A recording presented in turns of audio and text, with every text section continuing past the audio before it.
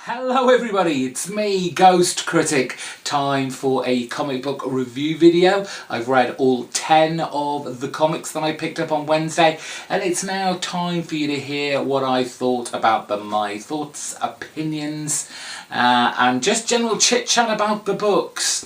This video will be full of spoilers, so if you see me raise a comic book up in the air that you have not read yet, then please feel free to stop this video or fast forward it to the next one so I don't ruin anything for a book that you've not read yet. And we're going to race right through these, hopefully. I don't want to make this video too long for you. And we're kicking off this week with a Marvel, and it's Daredevil, Charles Soule writing, issue number 22. And I do feel kind of bad by putting this at the bottom of the pile this week, because it's not that it's a bad comic. There is just so much good stuff out at the moment, and this just fell short in a little few areas. I mean, let's be honest, this is no Chris Samney, Mark Waid run from the previous 2 volumes. It's a different feel, and it's taken a while to grow accustomed to this new look, this new kind of aesthetic that Charles Soule and the various artists that have been on it are putting down on the paper. We had last week the hints of Daredevil planning something that will change the face of kind of crime and how justice is going to be brought to the criminals of New York City, and perhaps even further afield if Matt Murdock's plans go according to plan. And in last issue I was kind of, I don't know what this plan is going to be, and nobody did really until really this issue. So it was kind of like, haven't we tried this before? Crime's always going to be there. And in this issue we kind of find out what Matt Murdock and / Daredevil is trying to do. And it feels just a little bit familiar. I don't know if this has been done before, because it just kind of rings bells with me.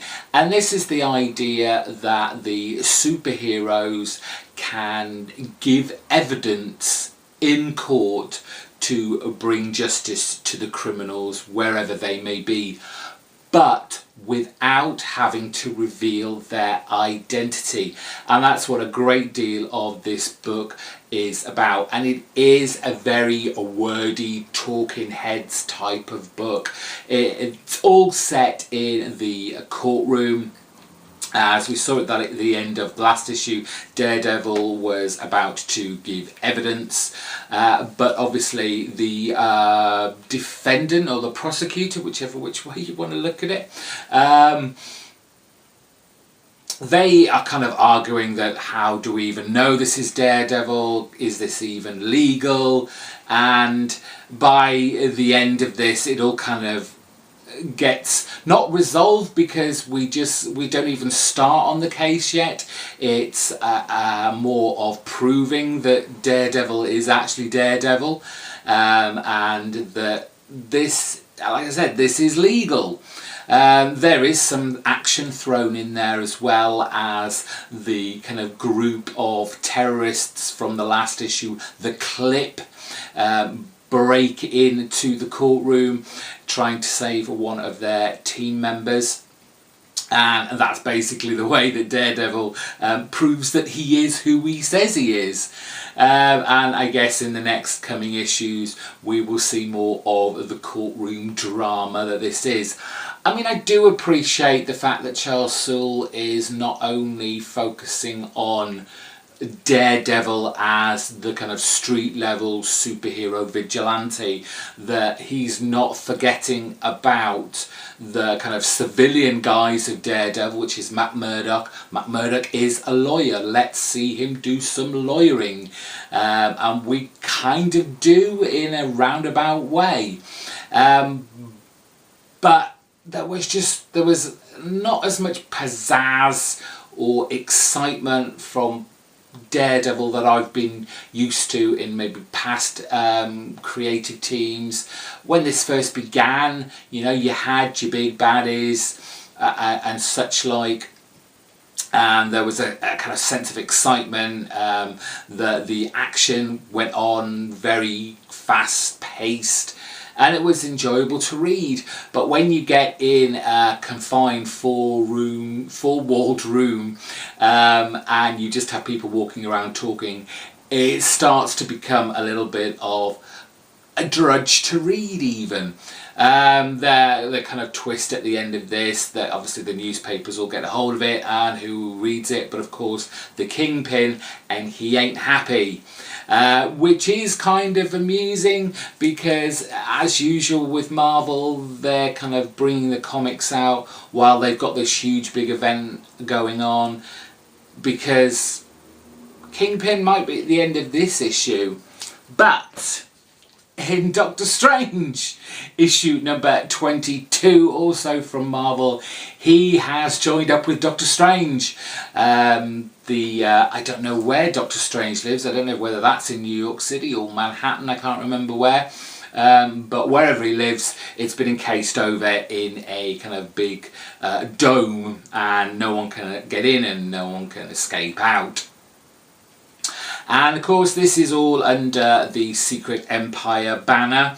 But as I was saying to Travis on his new comic book day video, because he's going to be dropping this title because of the Secret Empire's kind of tie-in.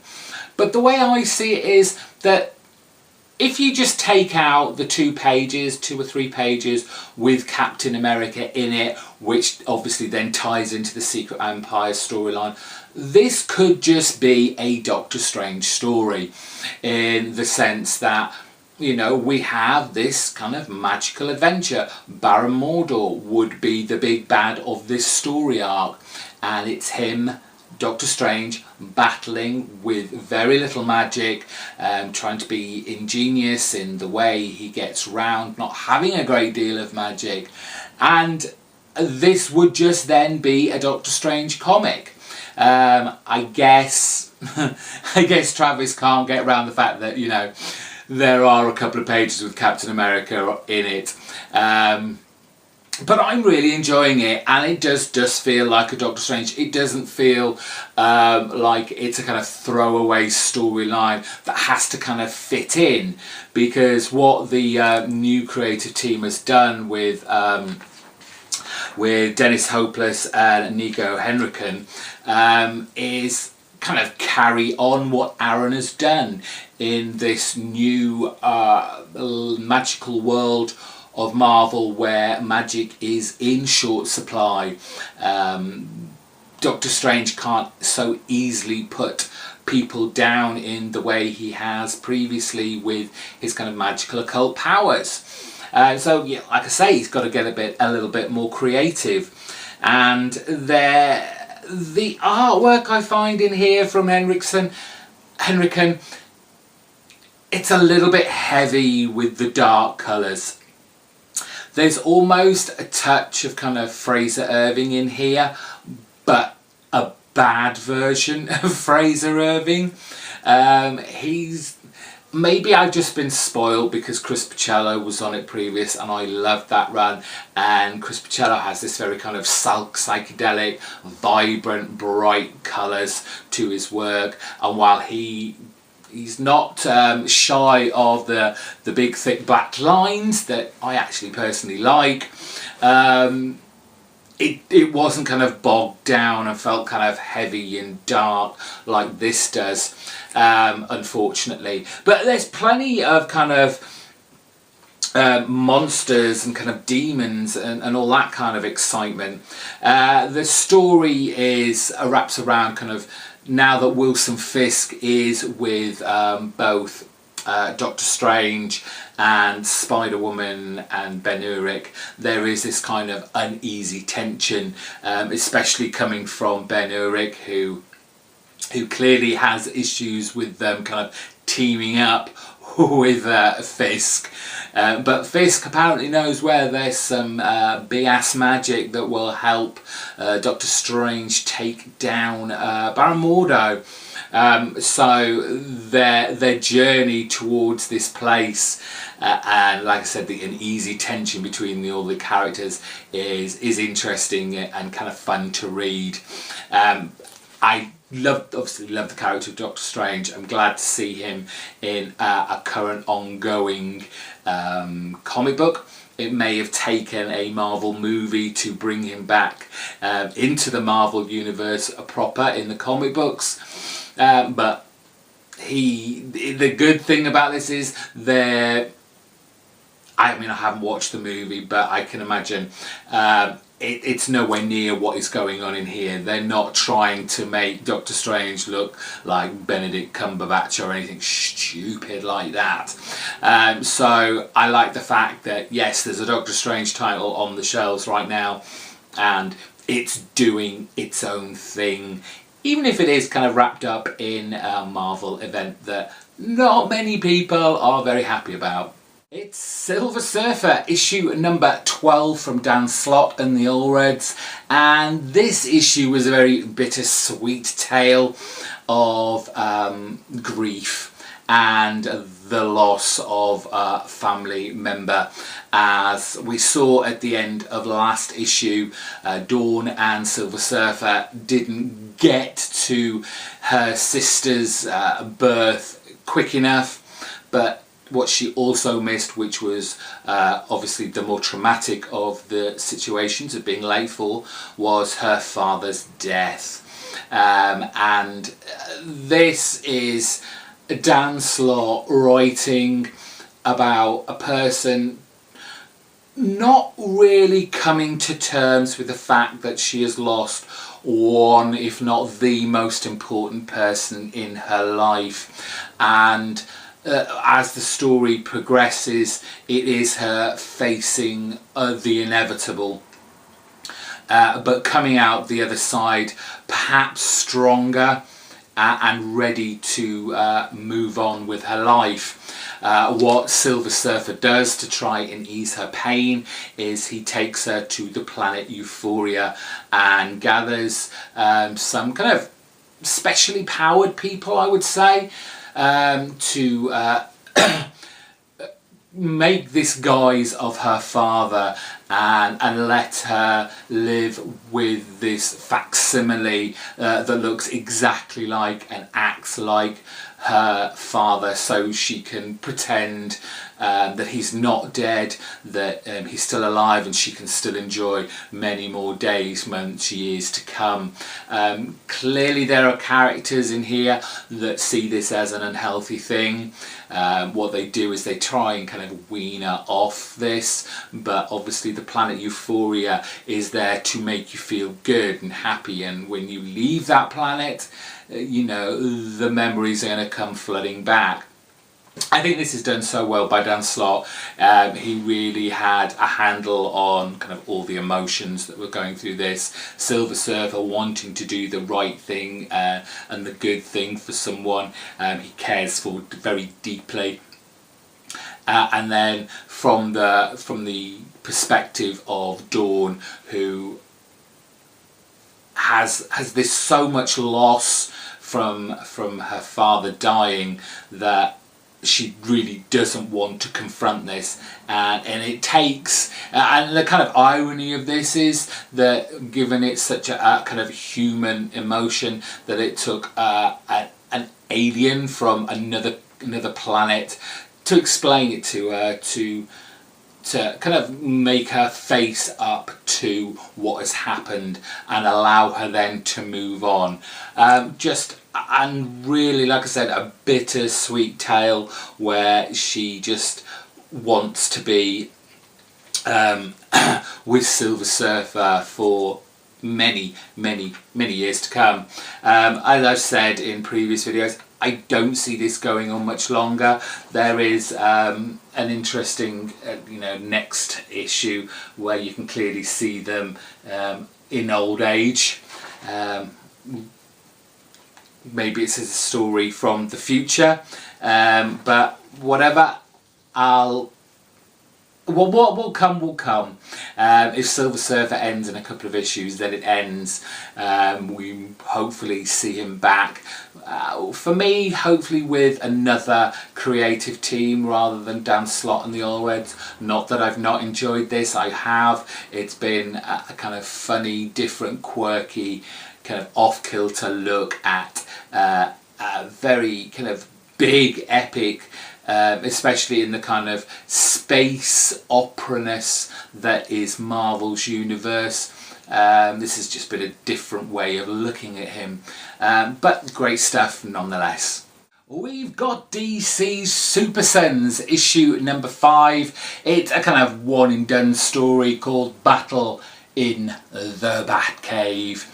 And this is just such a wonderful, joyous book to read month after month. It's so fun, it feels so youthful and exuberant, and is ashamedly, I want to use the word silly, but that makes it sound less than it actually is, because Tomasi is just, he loves these characters. You can see this in the way he treats them, the way he draws out their personalities, their quirks, both funny and annoying, loving and just backstabbing. These two together are just a riot, and the riot this month just happens to be in the Batcave.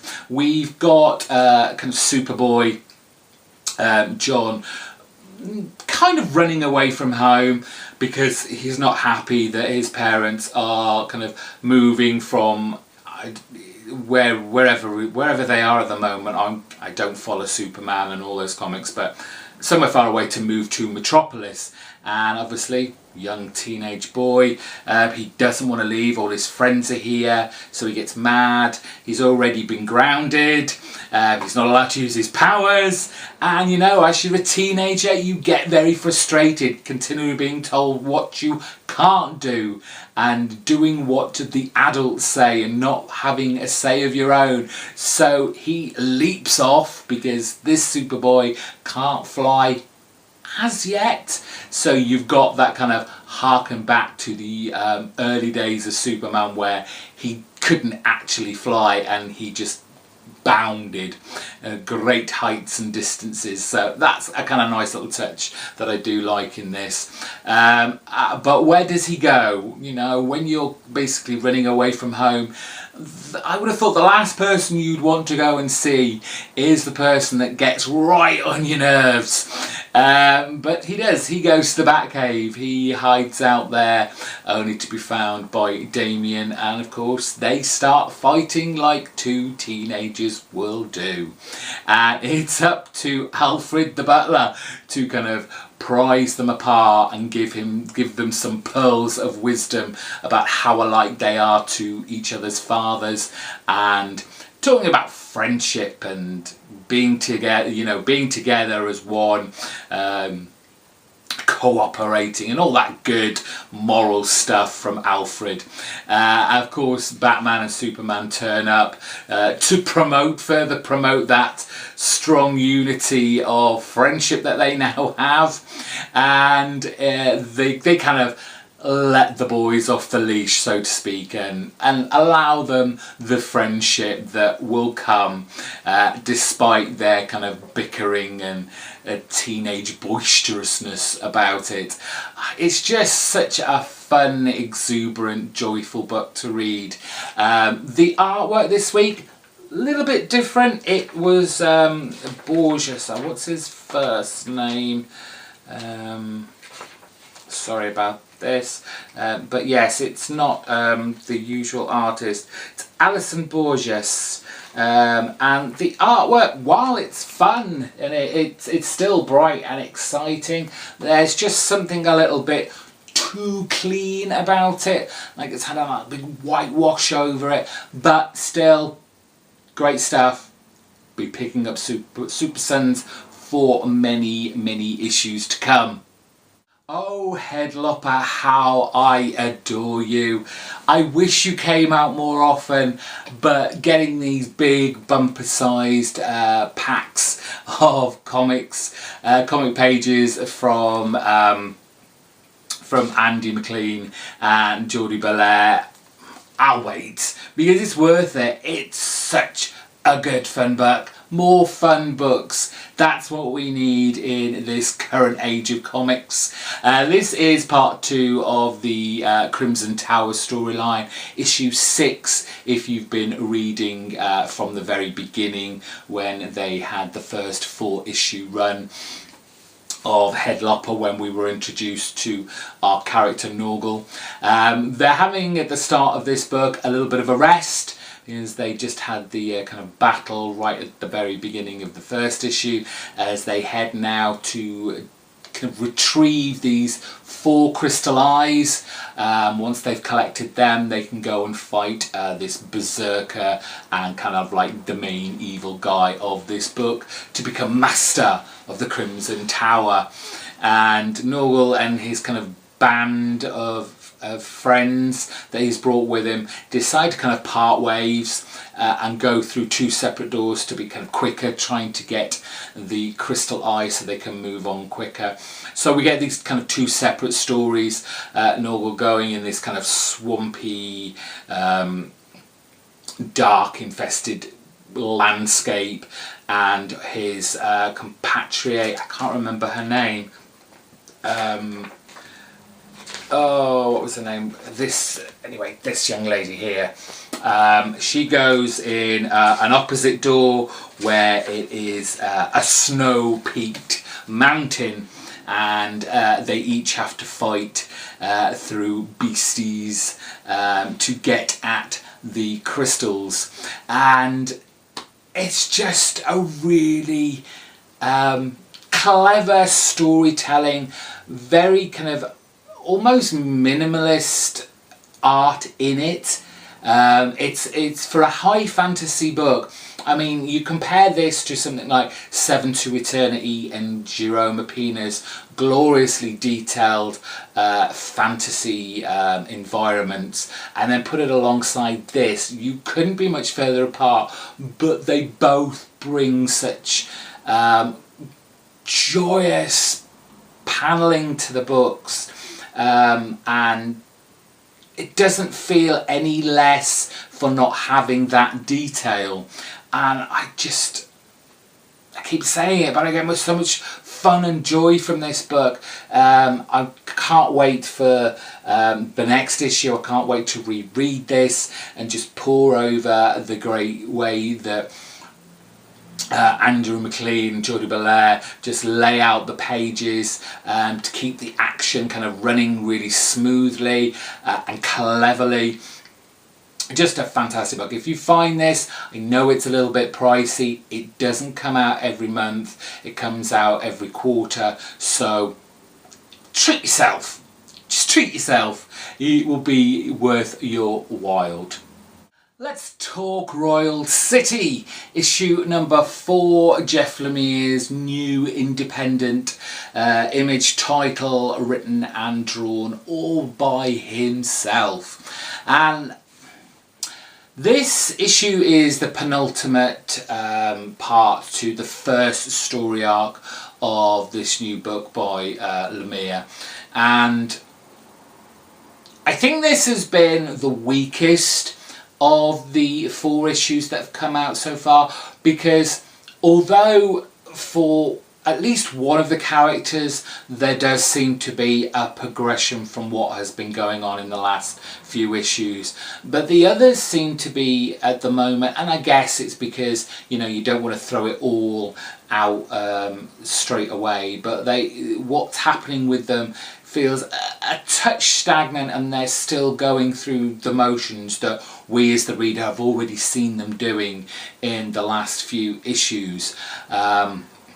But it's our main, oh, it's actually not on the front, it's our main character who's come back to this kind of sleepy town that's kind of like had obviously a big industrial market there, which is now gradually weaned away and become smaller, and the town is now kind of dying in some respects because all the business is being taken away. And it's just that it's this particular family that are obviously dealing with the loss of, and this is where I kind of get a little bit, well, how old is this boy man? Because each of the characters see this dead person at different stages of this person's life. Now, whether that's just how they want to see them, or if this Tommy character has died at a certain age, I'm not sure. I feel like it's wrapped up with the father, but I could be wrong there. There just feels like there's some sort of connection there. But what we have is the mother of the family, whose husband is in a coma in the hospital, kind of praying in the hospital, and she's kind of reliving the baptism of one of her children. And there's kind of a very kind of haunting picture of a young version of this Tommy hanging above, raining down, almost kind of baptizing from his dead body to his christening, his baptism. And then we have our main character, who's still sipping coffee in the diner, but we get to see this new character who we still don't know the name of. We don't know who she is, but she seems not the greatest fan of him. She knows him, and I guess it's someone that he should know too, and probably has forgotten about. Could be an old girlfriend, who knows. I'm sure Jeff Lemire will be showing us more of that as we go on. But it is the writer and the ghost, I guess, of this dead brother that kind of finishes this penultimate issue of this story arc off, where the writer is able to let go of this part of his life, this part of his dead brother's life, and this is in the pages of this journal that he's using to, I guess, write the next book that he's been trying to with his writer's block. So I guess we've kind of got an ending to his storyline. Maybe we'll see in upcoming issues the others coming to terms, and this is one of the things that I'm kind of, I guess I'm excited about it, but at the moment the story, given that the next issue is the end of the first story arc, where is this going to go next? It feels very kind of soap opera-esque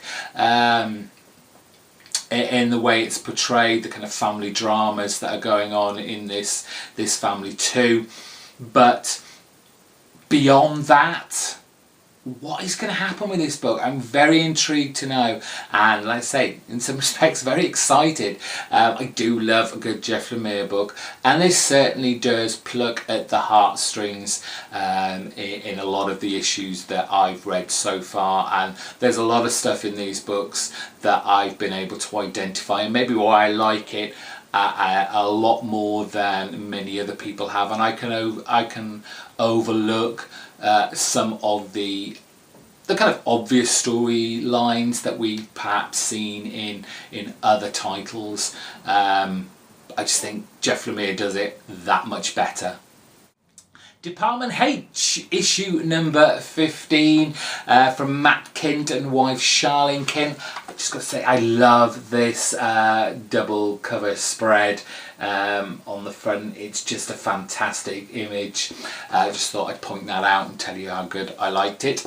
And Department H, much like Royal City, I felt that while this is still a great book, I'm still enjoying it. I love Matt Kint and his art style, aesthetic.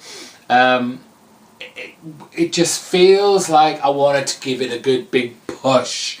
I just go, come on, tell us something. Stop messing us around.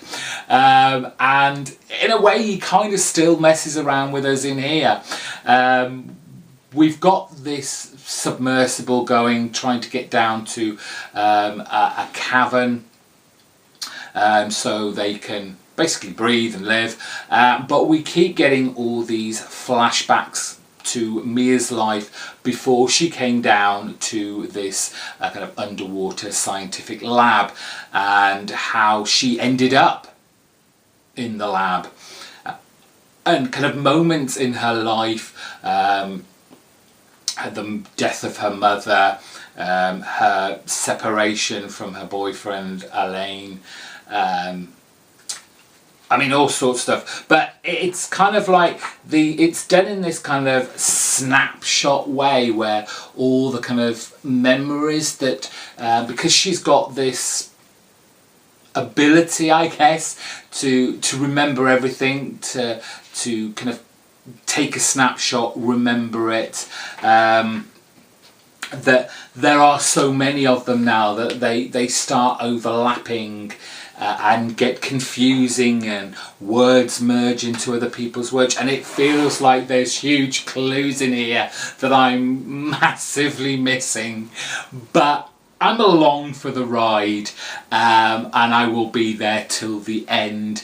Again, it's just one of those books that I just wish it would give it a big kind of push forward, and I don't want to use the word stagnant, because it makes it sound like this hasn't been doing well. And every time I pick up Department H, and by the time I put it back down after reading it, I know I've enjoyed myself with it, and I don't feel like it's been, say, a cop-out issue, or it has stretched things out that too much.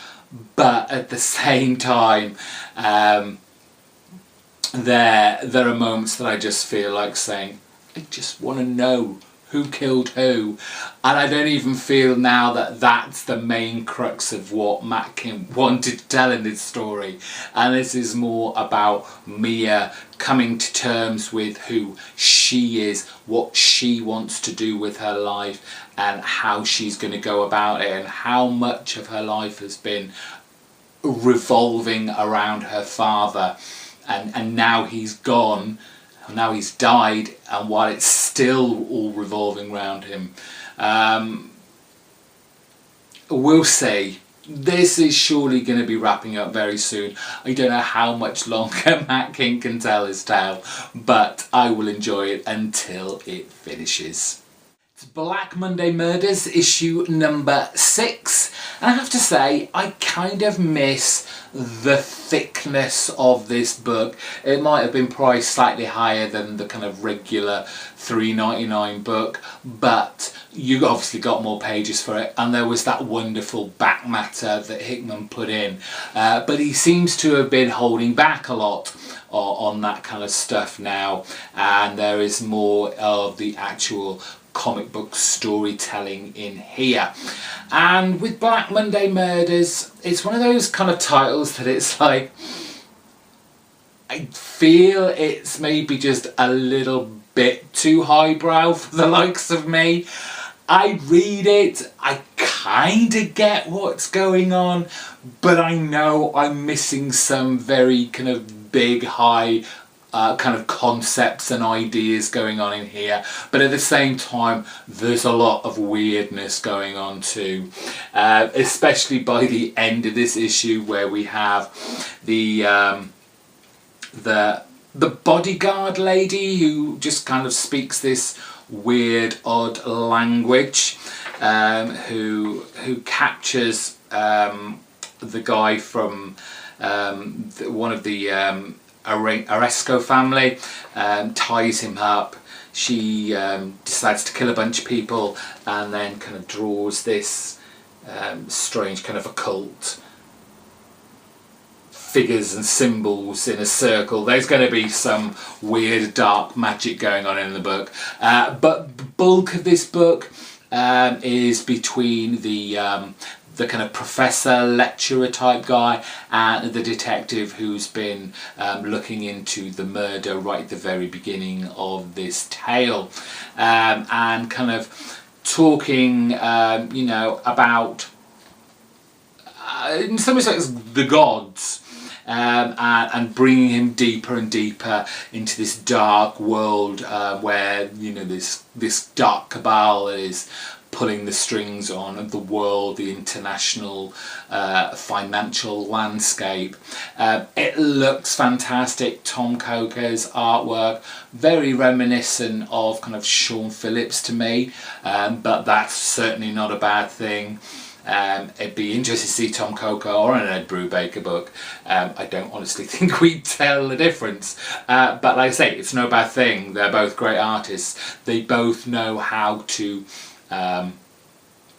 evoke an environment, make it believable, with a sense of seriousness, and authenticity to it.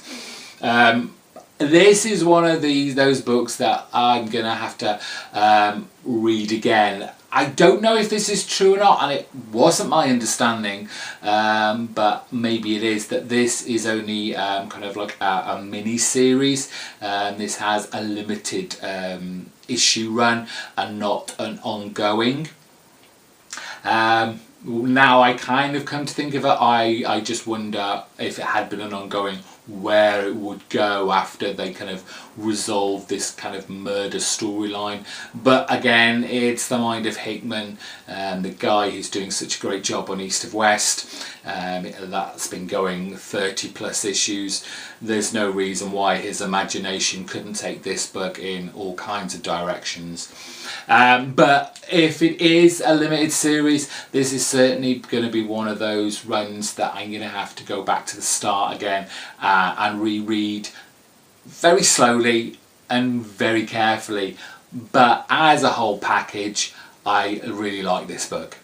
From the very, very dark and serious book of Black Monday Murders to the ridiculous, the silly, the stupid, but in a great way, I Hate Fairyland from Scotty Young. Oh, this was such a funny book. I was laughing so much through this. As you can see, on the cover there is no Gertrude, but we have our kind of dragonfly friend who, I just don't remember what his name was. Damn, I can't remember. Anyway, this is all based on this character, and it's such a great, it's a kind of premise that has been used time and time again. The idea that if you hadn't met someone, what would your life have been like? And for this little guy, this story takes place in that if he'd never met Gertrude, and we have this wonderful idea and premise that these guys actually enjoy their job at kind of escorting little children around Fairyland, taking them on adventures, helping them out, and never think that they're going to end up in such an awful mess with the likes of Gertrude, who has been trying desperately to do all these good deeds but messes them up every time. So we see the life of this little guy from the very beginning, where he takes a job, well, not even that, it's from birth, where he's got his mother who's just popping out hundreds and hundreds of these little kind of fly creatures. They all end up pretty much killing themselves until there is only this one guy left. Larrigan, that's his name, Larrigan, sorry. And being the last one, he's got through by not being stupid, basically. He's gone to school, he's learned his lessons, he's become top of the class, he wants to go to college, but his dad wants him to follow in his footsteps in the dung mines. He can't think of anything worse. He wants to go and be he wants to go and be a kind of helper to these young girls that come to play at Fairyland. And he eventually gets picked by Queen Claudia to be part of this group, and it's just these wonderful jokey kind of references to like the fairy tales and the adventures that they all have. But then Fame, and he's really good at his job, and he's kind of the best explorer with these little girls, but Fame goes to his head and all his little world comes crashing down to him. He gets a bit too big for his boots and he ends up homeless and wanting to kill himself. And then it kind of ends with like, well, what is his life any worse then than it is now?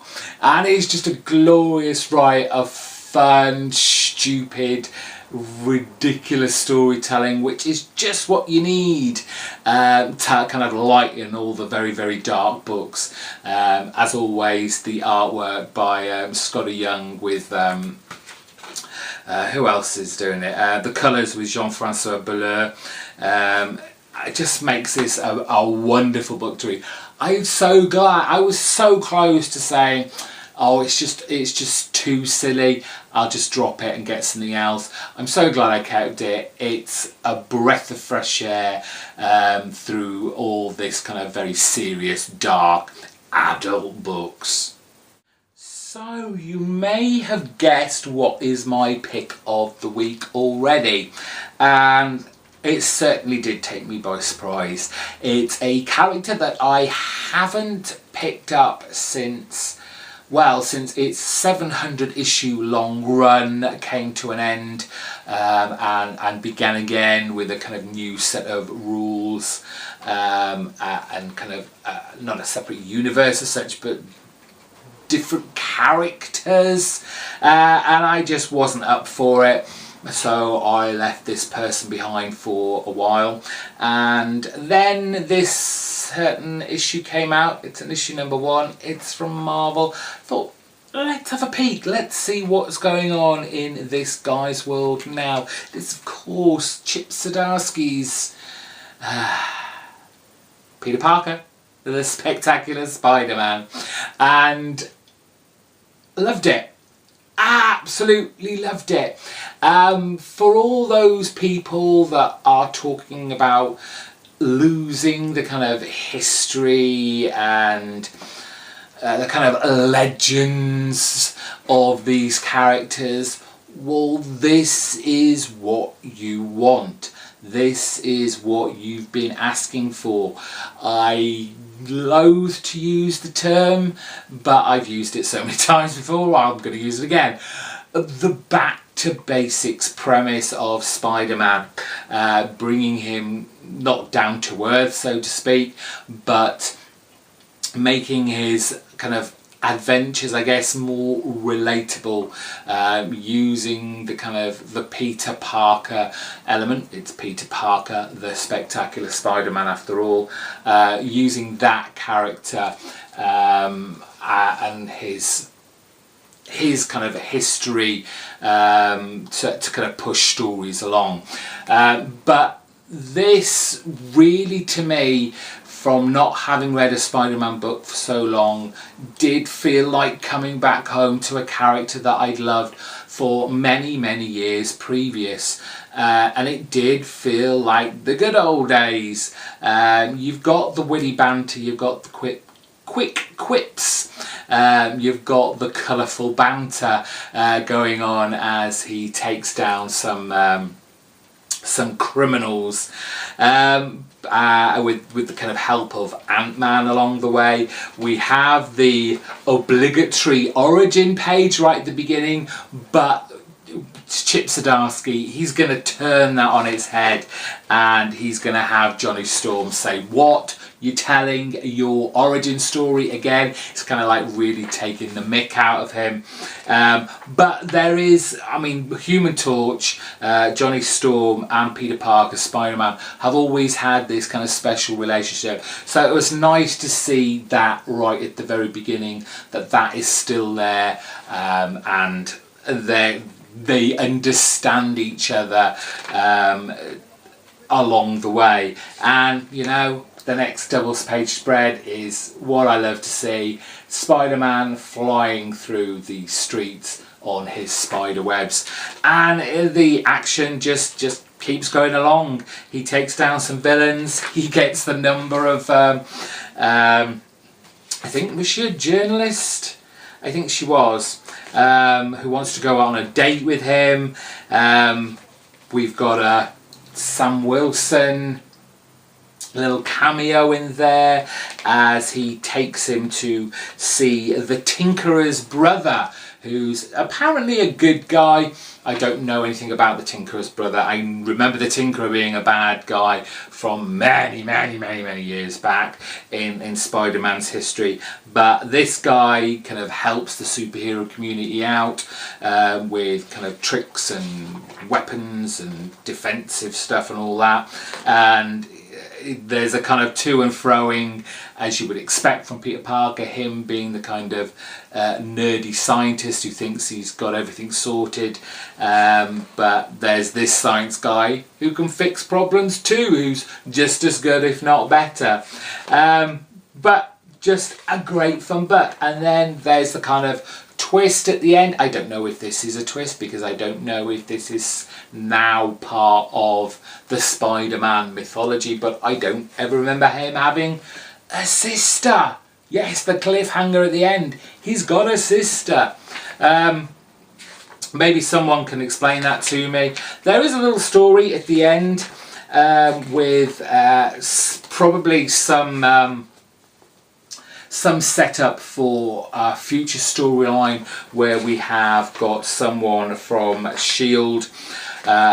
Setting Black Widow on Spider-Man and getting him basically to perform and hopefully get film of him moving around, and they want to basically mimic his powers, if not kind of steal them from him. So I think that's going to be a storyline to come. But as a whole package, what a fun, good time I had with this, and it's time to celebrate this book because it's pick of the week. It was just a great read from start to finish.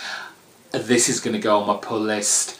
I just like Spider-Man, and I'm glad I can pick up a Spider-Man book again and enjoy it and not have to know the big picture that's been going on, and we'll get some more kind of fun, not necessarily huge events, because I'm guessing this isn't, you know, it's not, obviously it's a list book, but some side stories, some fun stories, some new faces, some old villains, and as we've seen at the end of this issue, just a couple of little twists going on there.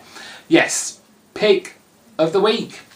And they are all my books. Thank you for sticking with me and getting through all those. I hope you enjoyed my reviews. Give me a big thumbs up if you did in the comments section down below. Tell me what your pick of the week was and why. And I will see you again very soon. Bye bye.